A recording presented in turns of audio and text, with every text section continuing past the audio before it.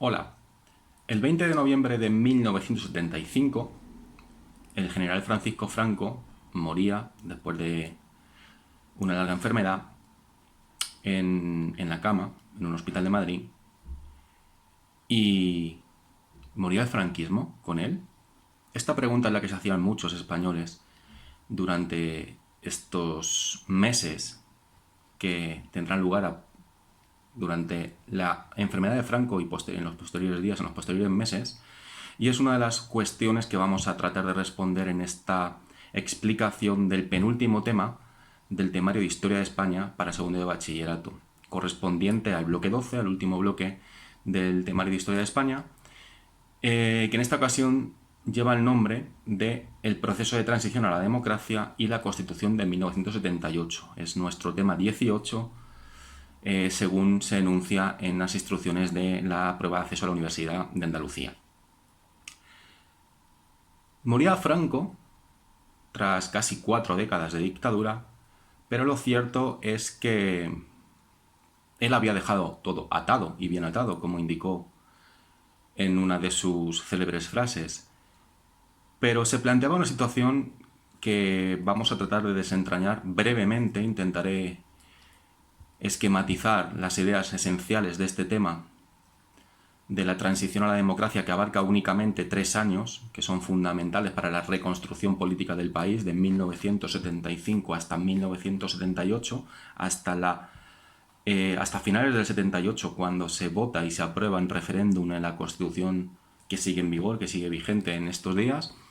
Y para ello vamos a partir de la introducción,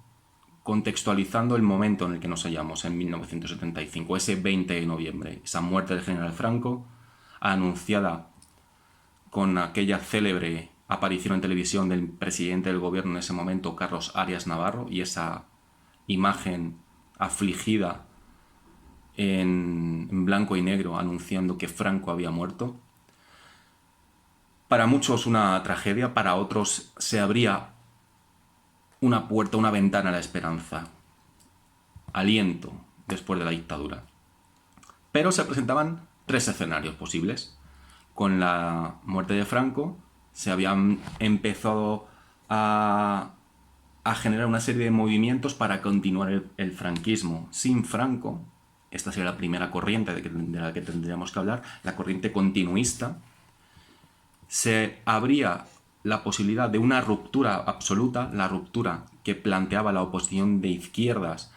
que apostaba por una transformación absoluta del sistema y recuperar el sistema político que regía España en los años 30 durante la Segunda República, y a medio camino la que posteriormente acabó siendo la opción triunfadora, un proceso de transición, un proceso hacia la democracia. ¿Y qué es la transición hacia la democracia? Es el proceso de transformación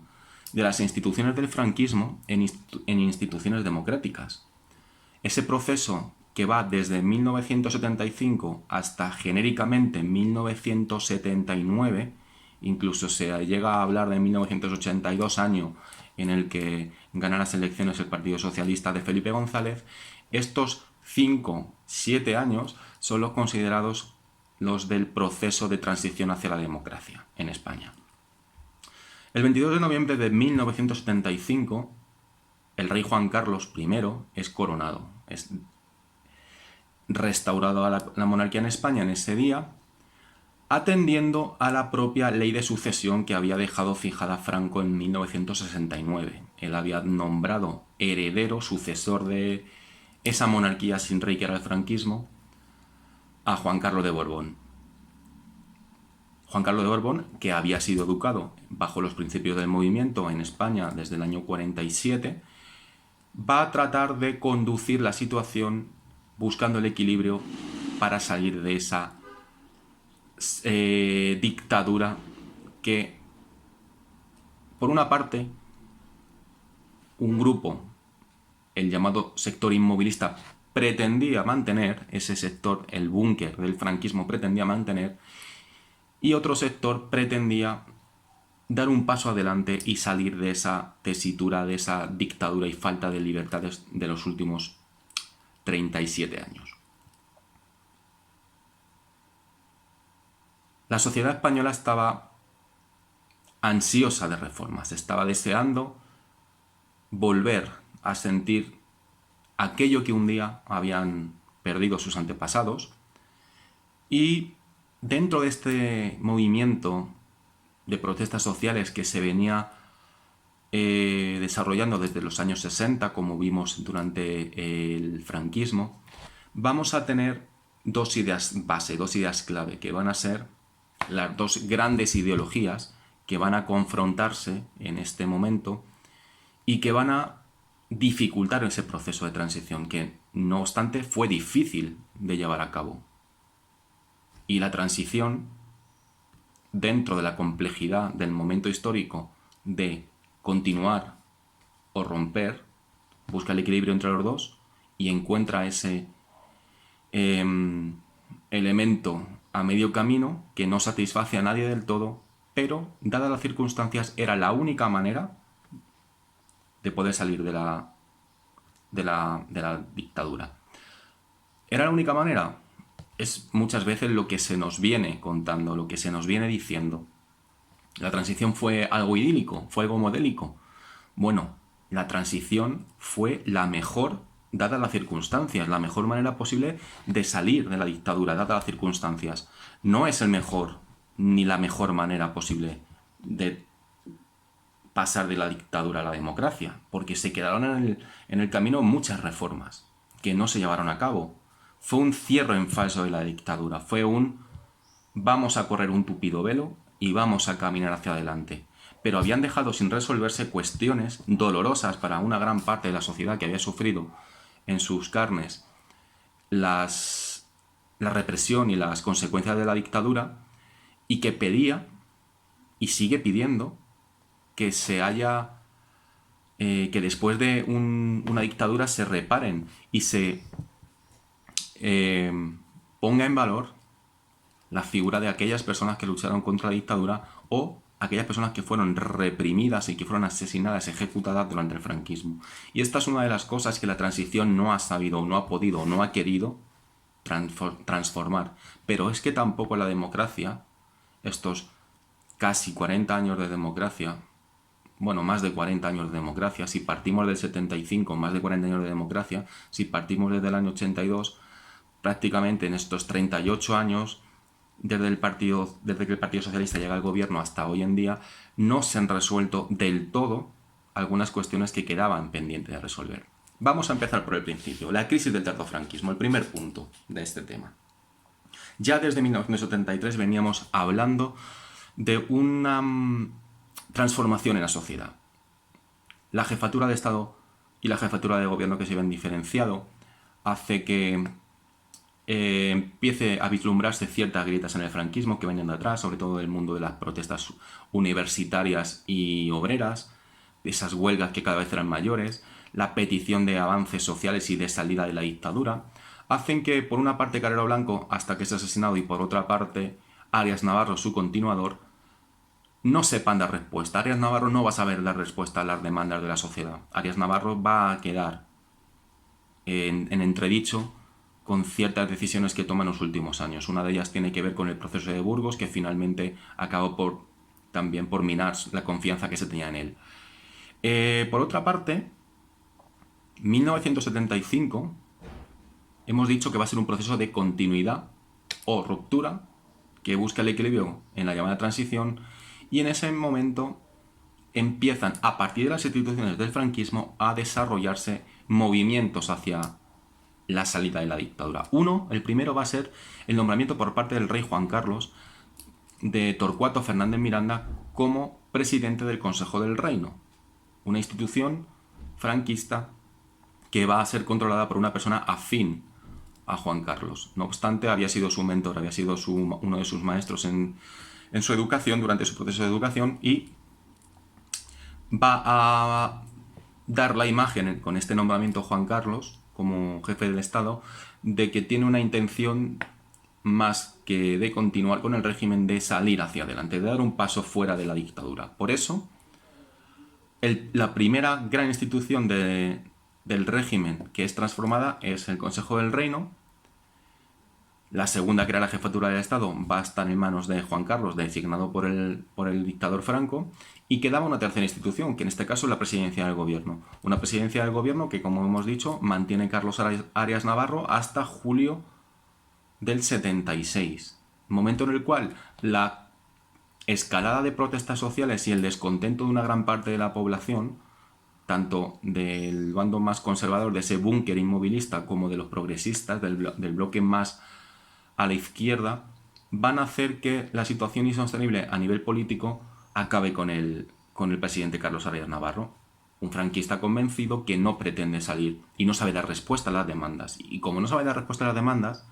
no sabe lidiar con la nueva situación que se vive en España. Su conservadurismo, su cerrazón, hacen imposible e inviable que Juan Carlos pueda mantener la confianza en Arias Navarro, lo destituye y o cesa en su cargo y es nombrado presidente del gobierno contra todo pronóstico, primero nombrado contra todo pronóstico, un joven que aparecía no de la nada porque era gobernador civil de Segovia, pero sí de un segundo plano. No estaba en las quinielas que Adolfo Suárez fuera elegido presidente del gobierno. Con esto, Juan Carlos se marca otro tanto. Se separa de la corriente rupturista, continuista y se acerca a un modelo de país que podría encontrar un equilibrio con las fuerzas rupturistas. Por tanto, el gobierno de Adolfo Suárez, un antiguo falangista, una persona del movimiento, una persona moderada, un burócrata, pero al fin y al cabo un reformista, va a ser el primer presidente de la transición española. Un presidente nombrado a dedo y que se encargará de dirigir los primeros años de la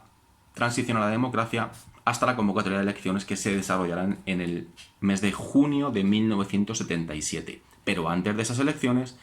Adolfo Suárez va a llevar a cabo una serie de reformas. La serie de reformas tienen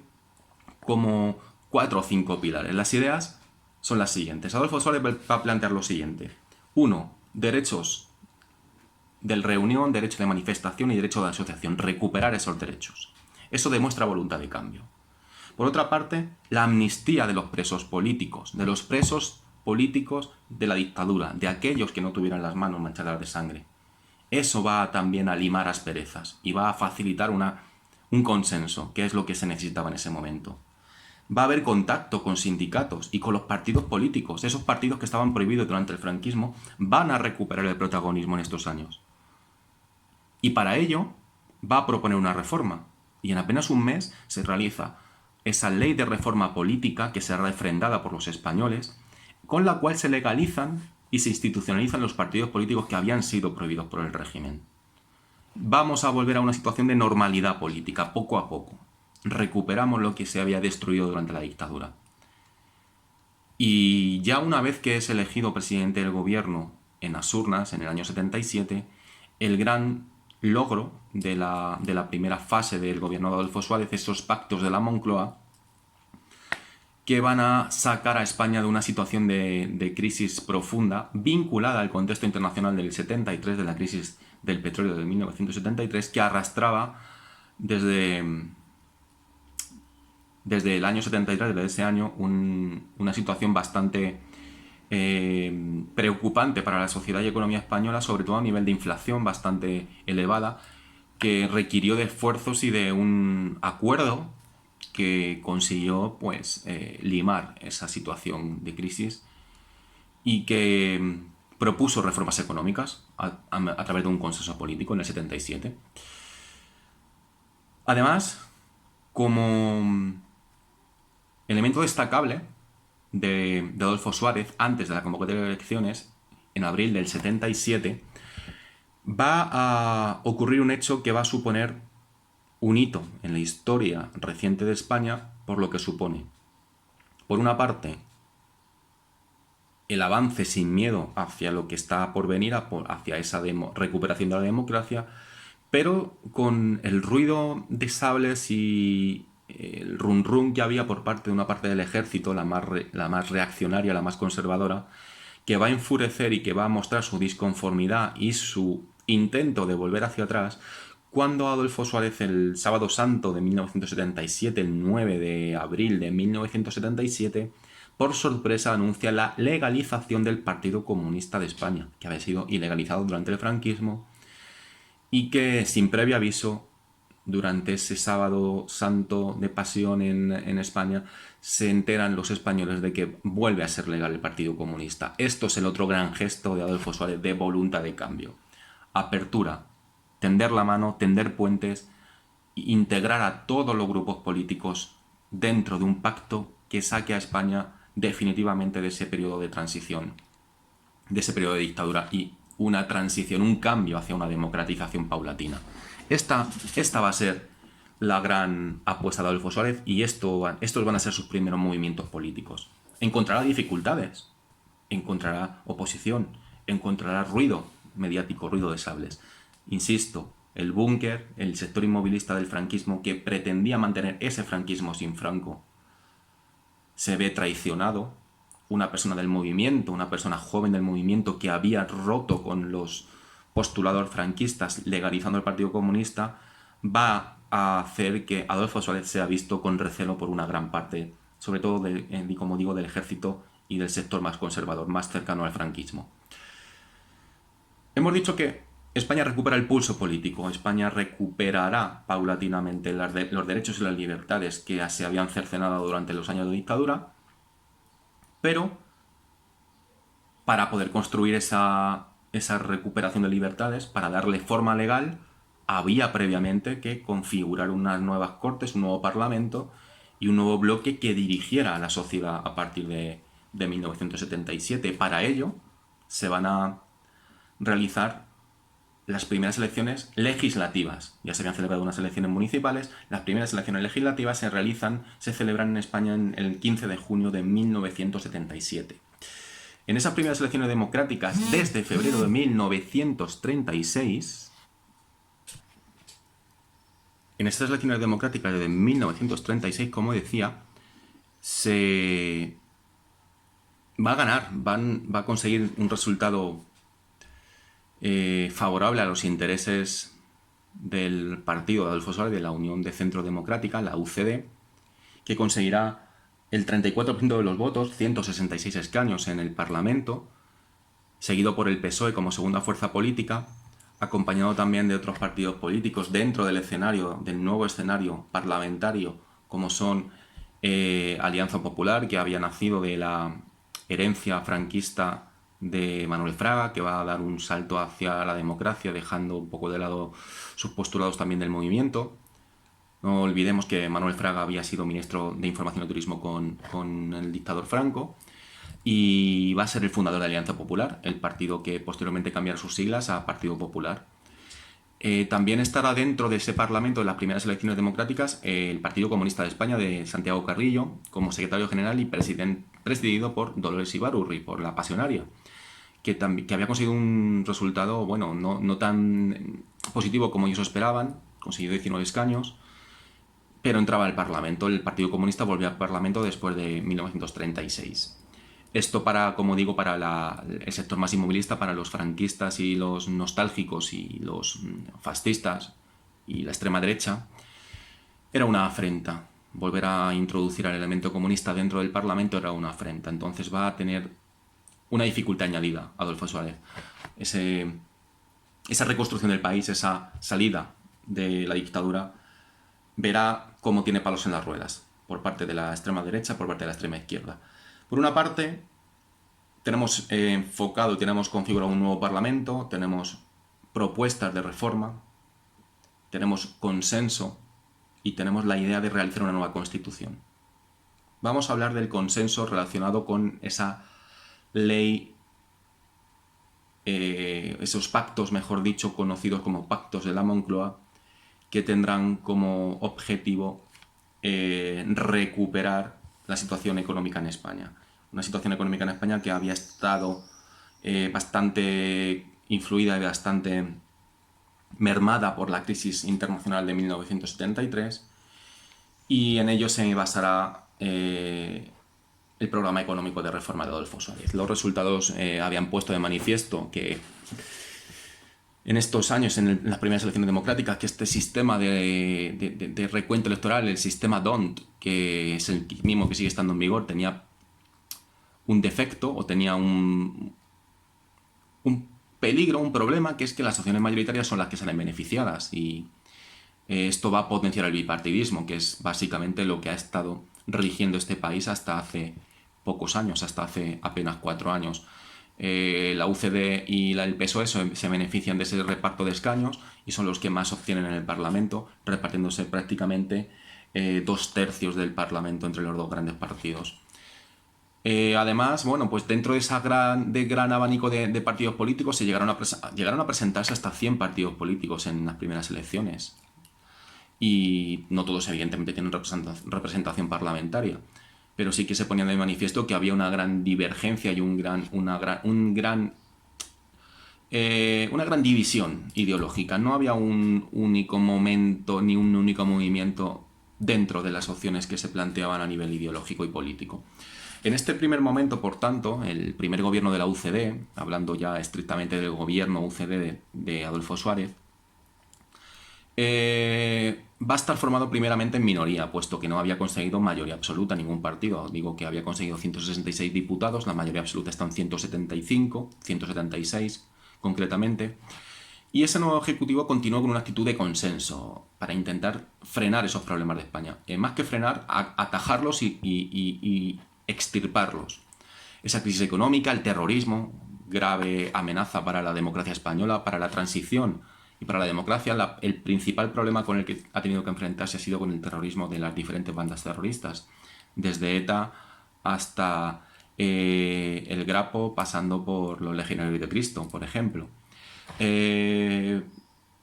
van a desarrollar, por tanto, esos pactos de la Moncloa en estos primeros meses del gobierno de Adolfo Suárez, en octubre del 77, proponiendo un plan de saneamiento y de reforma, por el cual se va a llevar a cabo lo siguiente: una reforma fiscal, incluyendo nuevos impuestos que fueran progresivamente afectando a las clases más adineradas, que fueran más justos, por así decirlo. Impuesto extraordinario sobre el patrimonio y después un impuesto sobre la renta de las personas físicas, el IRPF, que es uno de los impuestos que sigue estando en vigor. Aparte, los presupuestos trataron de mantenerse controlados mediante ayudas al desempleo, ese plan de seguros para los desempleados, una política de precios y una política monetaria para reducir la inflación y repartir de forma equitativa los costes de la crisis. Se moderó bastante el gasto público, hubo un recorte en ese gasto. A nivel social se empezó a aumentar el número de plazas en la escuela pública, de pensiones de jubilación, de seguros sociales, etcétera, etcétera. Y a nivel político, pues la vida pública se regularía de acuerdo con los principios democráticos de libertad de expresión, de reunión y de asociación que ya había propuesto Adolfo Suárez. Esto encontrará su plasmación definitiva en la Constitución. Una Constitución que va a ser la que sigue en vigor y que va a tener como hito el consenso entre las dos fuerzas opuestas de la dictadura, la parte que viene del franquismo, como Manuel Fraga, y la parte que viene del comunismo, como Santiago Carrillo. Dos posiciones encontradas que van a aprobar un texto legal que, insisto, es el mejor posible en ese momento concreto de la historia, lo cual no quiere decir que no haya momentos para poder revisar aspectos que habían quedado en un segundo plano. Esa herida que no se ha cerrado, sino que se ha tapado sin cicatrizar. Los pactos de la Moncloa, como digo, pues suponen ya una visión del país más cercana a lo que sería una democracia saneada, una democracia más a la europea, rompiendo con esa ruptura que existía en España desde los años 30 del siglo XX y sobre todo, claro, con una dictadura que había cercenado esas libertades. En ese plan de saneamiento, ese plan de reforma, consigue el consenso y esto será la base para sentarse a negociar una nueva constitución. Las Cortes Constituyentes,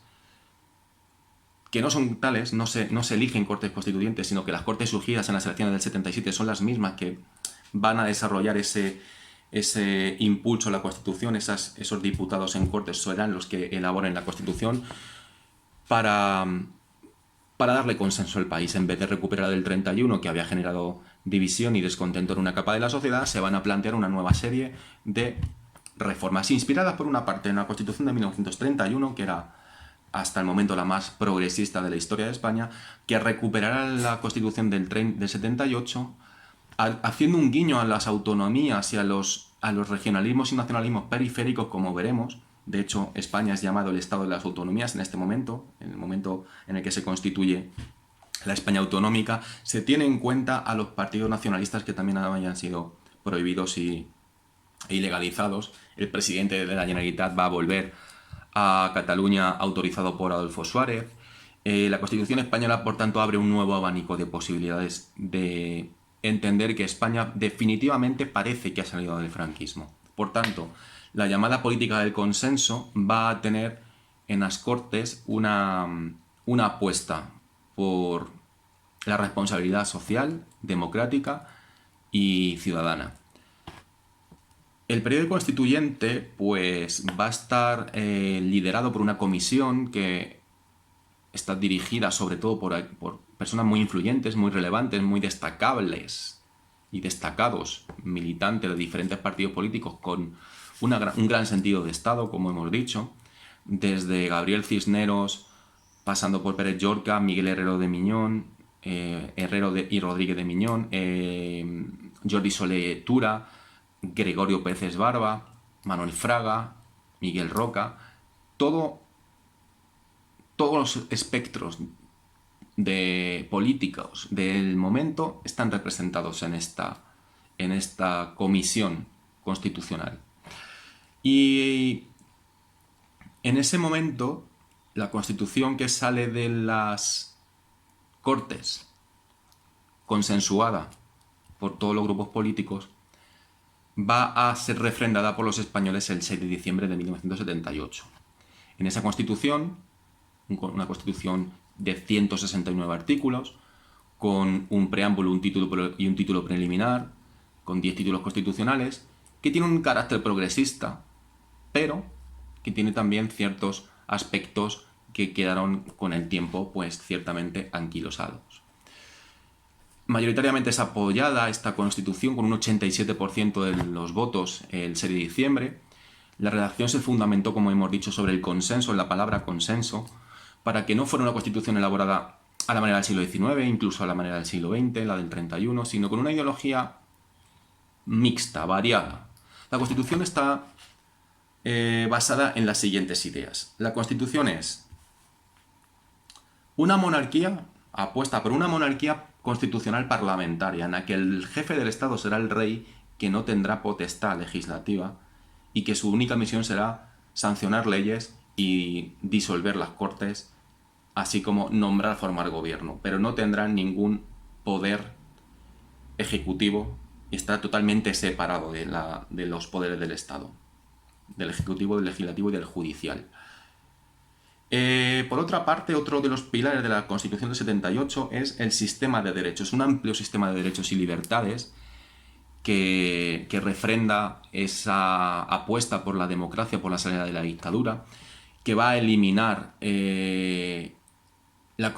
confesionalidad del Estado, pero reconociendo la tradición católica del mismo, del país, un país no confesional, que abole la pena de muerte, que estaba vigente durante el franquismo, que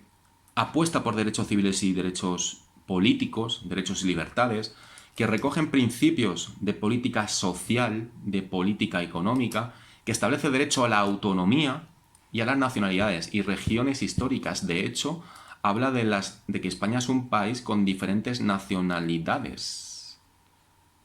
Un título que generará, un preámbulo que generará divisiones y generará conflicto y discrepancias, no solo en su momento, sino ahora. Ese café para todos del que se habló en los años de la Constitución, de la creación de la Constitución, ese café para todos relacionado a la autonomía, a las autonomías, a la España de las autonomías. Todas las autonomías quieren su estatuto de autonomía, todas las autonomías vienen a pedirle al gobierno central qué hay de lo mío. El gobierno pues utilizará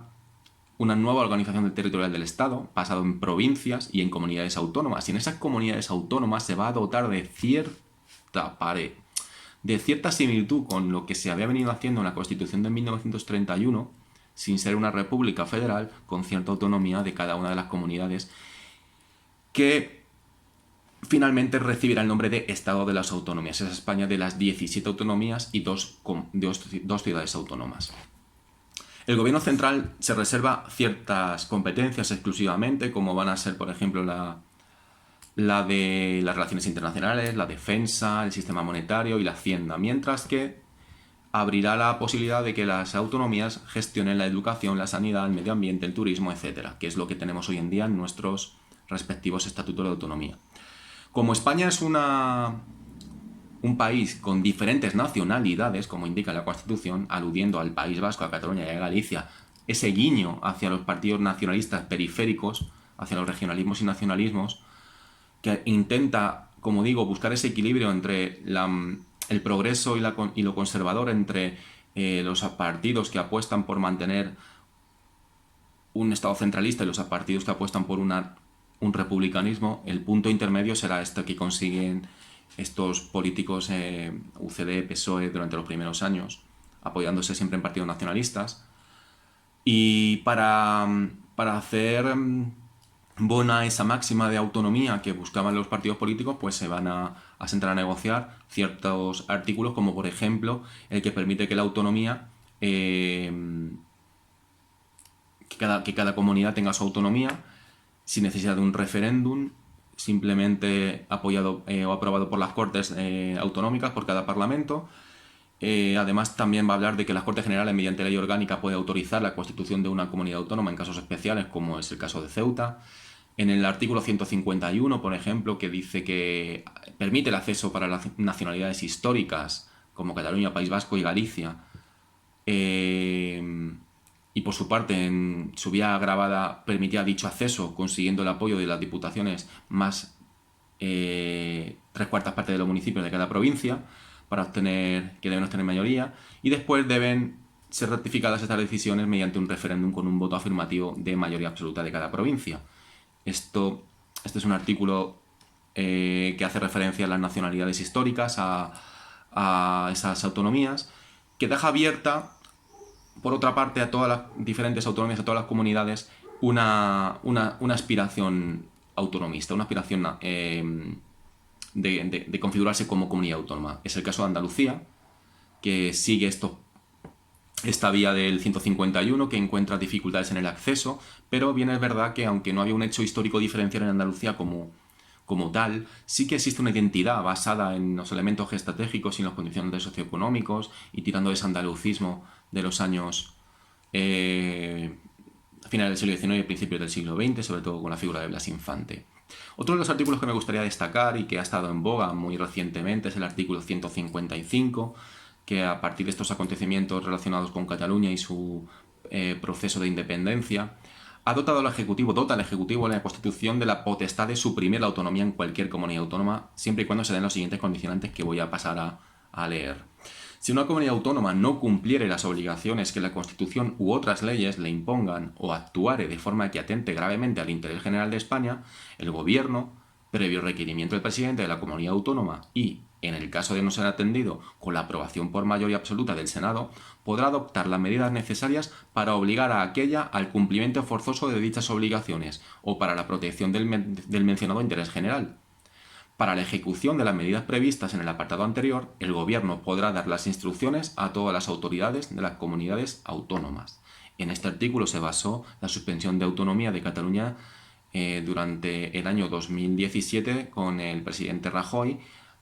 cuando de forma unilateral declaró la independencia durante unos minutos el presidente Carles Puigdemont. A lo largo del 79, una vez que ya está aprobada la Constitución, en el 78, pues se aprueban estatutos de autonomía en Cataluña y en el País Vasco, que son los dos primeros que se van a aprobar. En el 81 tiene acceso al Estatuto de Autonomía Galicia, posteriormente Andalucía también en el mismo año. Y poco a poco pues se van constituyendo diferentes comunidades autónomas y diferentes parlamentos autónomos. Los últimos en llegar al autonomismo, al estado de las autonomías, fueron Ceuta y Melilla con estatutos en 1995. Esta es la España que se deja planteada durante la transición a la democracia, con un partido político liderando las riendas del consenso a izquierda y a derecha, Unión de Centro Democrático, con un PSOE fortalecido que había salido de esa oposición junto con el Partido Comunista a la dictadura de la Plata Junta, esas dos tendencias que pedían libertad, democracia y partidos políticos, y que van a ver en 1976 y 77 cómo se les reconoce los derechos a participar en el juego democrático, cómo vuelven a recuperar sus derechos políticos, cómo pueden volver a participar en unas elecciones, y cómo poco a poco, paulatinamente, empieza a aparecer un grupo de jóvenes socialistas que va a ir ganando prestigio en la España ya transicionada, por decirlo de alguna forma, y posicionada en la democracia. Eso será el último tema del temario de historia de España, el de los gobiernos democráticos desde 1982 hasta hasta el año 2000, en estos años en los que tenemos movimientos contrarios a Adolfo Suárez por su tibieza para unos, por su traición para otros, por su indefinición, que va a llevar a intentar dar un golpe de Estado en 1981, el 23 de febrero. Pero como digo, eso lo veremos en el tema siguiente, desde 1979 hasta el año 2000, que es el tema de los gobiernos democráticos. Como conclusión, el proyecto político de Adolfo Suárez y de Juan Carlos de Borbón van a poner fin a un gobierno autoritario de 40 años, vamos a pasar a una democracia paulatinamente que va consiguiendo derechos. Desde el franquismo se transforman las instituciones para conseguir la democracia, desde dentro se transforma la dictadura en democracia. Una operación que deja ciertas heridas abiertas, como digo, que no se cerraron, que requirió de actitudes responsables, de actitudes con cierto sentido de Estado. Es reconocible la tarea que asumieron desde los altos puestos del gobierno, de diferentes ideologías políticas, con colaboración de todos y cada uno de los partidos, salvo una pequeñísima excepción, con la colaboración incluso de grupos del régimen que hicieron posible esa reforma desde la legalidad vigente, desde la legalidad del franquismo, de sus instituciones,